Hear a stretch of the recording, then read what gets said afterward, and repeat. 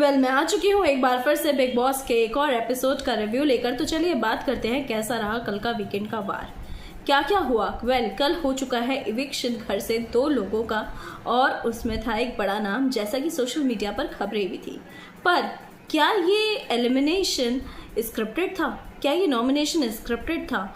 क्या है पूरी कहानी, डिस्कस करेंगे हम भी। आप देख रहे हैं वानी रिव्यू और मैं ही हूँ श्वेता। तो चलिए बात करते हैं इस बार वीकेंड के वार के बारे में। मेकर्स का आपने देखा होगा, जब भी मन होता है, जब उनके फेवरेट कंटेस्टेंट्स लोएस्ट वोट्स में आते हैं, तो वो कहीं ना कहीं किसी ना किसी तरह से तिगड़म लगा के उन्हें सेव कर देते हैं। बट इस बार उनके कुछ ऐसे कंटेस्टेंट्स थे जिन्हें उन्हें नॉमिनेशन में डालना ही था। इनफैक्ट मैं कहूँ तो उन्हें शो से आउट करना था, जिस वजह से उन्होंने ना तो ये किसी तरह से सेविंग का कुछ करा, और उसमें सिर्फ और सिर्फ 4 लोगों को ही डाला। ये सब कुछ, क्या हम नॉमिनेशंस की बात करते हैं, इन्होंने जिस तरह से चैन रिएक्शन टास्क किया, क्या ये स्क्रिप्टेड नहीं था?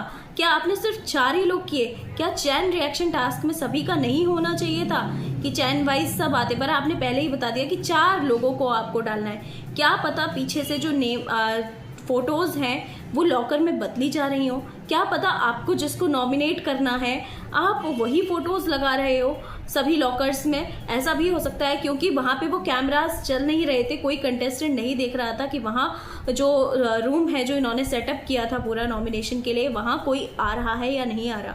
क्या पता कोई बिग बॉस का बंदा पीछे से आया हो, उसने फोटोज निकाली हो और जिसको सेव या नॉमिनेट करना है वो डाला हो, क्योंकि बिग बॉस ऑलरेडी अपने अकॉर्डिंग ही कंटेस्टेंट्स को बुला रहे थे, उन्हें जब जिसको बुलाना था। और ये बात सभी को पता है कि जब जिसका जो आएगा वो उसको, अगर उसका फ्रेंड है, उसका अलायंस है, तो वो उसे सेव करेगा, या उसका अगर उससे नहीं बनती है तो ऑब्वियसली नॉमिनेशन ही एक जरिया बचता है उसके पास। जैसे अमाल के पास शहबाज आया तो शहबाज ऑब्वियसली सेव ही करना था अमाल को, और प्रणीत के हाथ में बसीर आया तो बसीर को वो पता था वो नॉमिनेट करता, या अभिषेक के हाथ में प्रणीत आया तो प्रणीत सेव होता।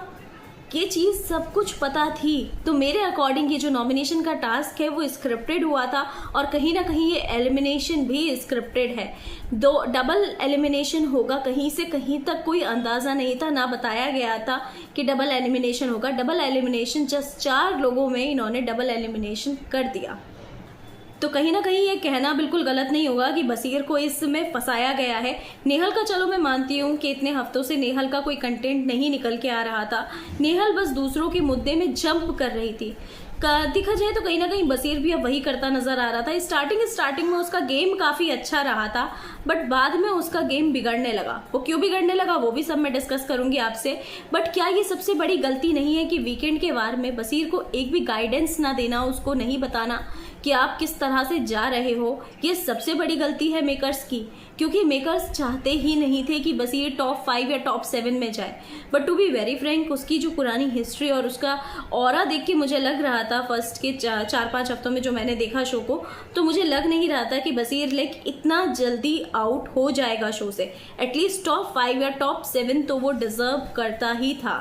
तो मुझे लगता है वीकेंड के वार में उसे बिल्कुल भी गाइडेंस ना देना, उसको नहीं बताना, ये सबसे बड़ी गलती रही है। सलमान ने उसको बिल्कुल भी नहीं बताया कि आप किस तरह से जा रहे हो, जिस वजह से बसीर का डाउनफॉल शुरू हो गया।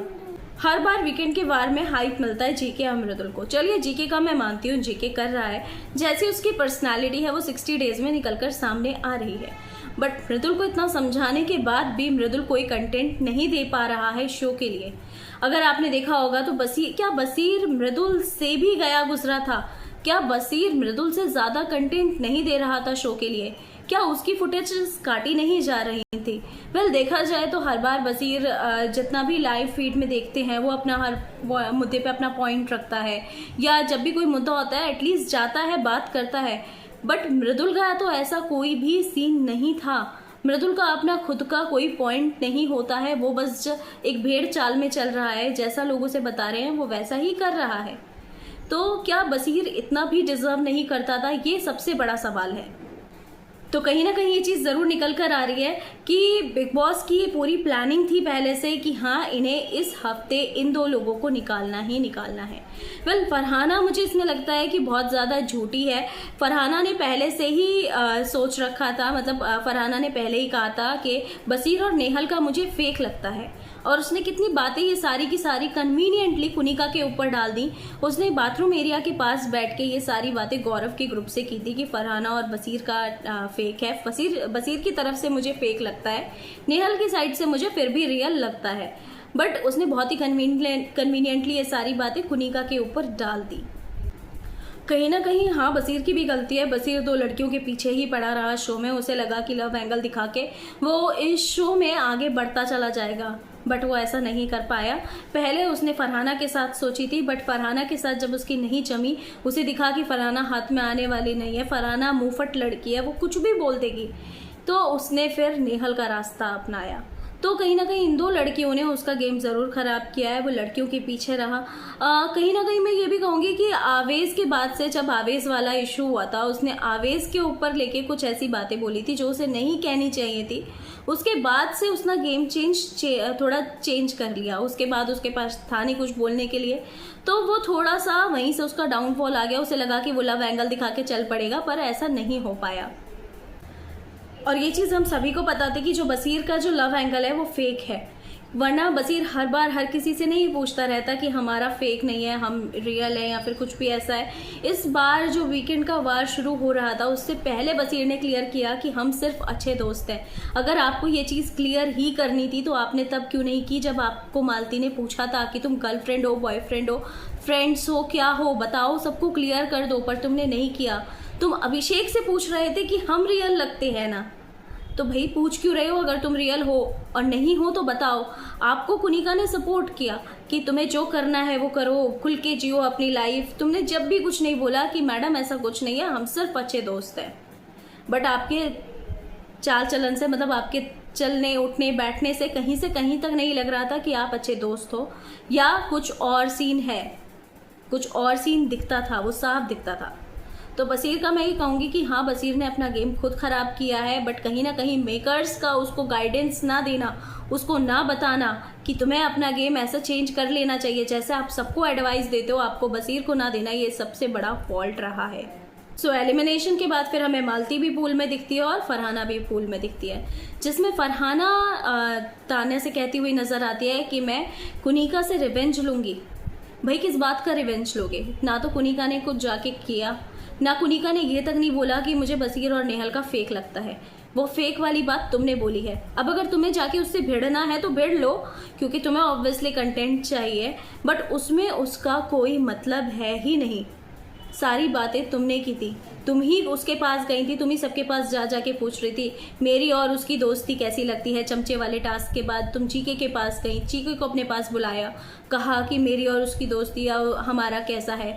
फिर तान्या के पास गई, फिर कुनिका के पास गई, तो जाती तुम फिर रही थी, नेहल नहीं गई थी। नेहल की दोस्ती तब रियल थी, उसने तुम्हें 2 बार नॉमिनेशन से सेव किया, 1 बार कैप्टन बनाया है, बल्कि इनफैक्ट उस 1 बार के बाद तुम डबल बार कैप्टन बनी हो। तब तुमने उसकी दोस्ती पर सवाल नहीं उठाया कि भाई तुम मुझे 2 बार क्यों सेव कर रही हो, कैप्टन क्यों बना रही हो। तो ये चीज़ जब क्वेश्चन नहीं करी तो अब क्वेश्चन क्यों किया एक टास्क के बाद? टास्क में सबको कुछ ना कुछ बोला जाता है, और ये चीज़ तुम खुद कहती हो कि टास्क में बोलना था तो बोलूंगी, तो उसके बाद फिर तुम क्यों दिल पे ले गई उस बात को? या तुम्हें ऐसा लगा कि मुझे तो अपनी इंडिविजुअल पर्सनालिटी चाहिए? तो कहीं ना कहीं अमाल फरहाना के लिए ये कहते भी दिखते हैं तान्या को कि मुझे ये घर में सबसे डार्केस्ट सोल लगती है, और है भी। बंदी इमोशनल लेस है, इमोशंस नहीं है इसके अंदर कोई भी ऐसी बात नहीं है। हर किसी को वो पोक करती है, अननेसेसरी पोक करती है, जाके बैठती है, ये चीज़ साफ दिखती है।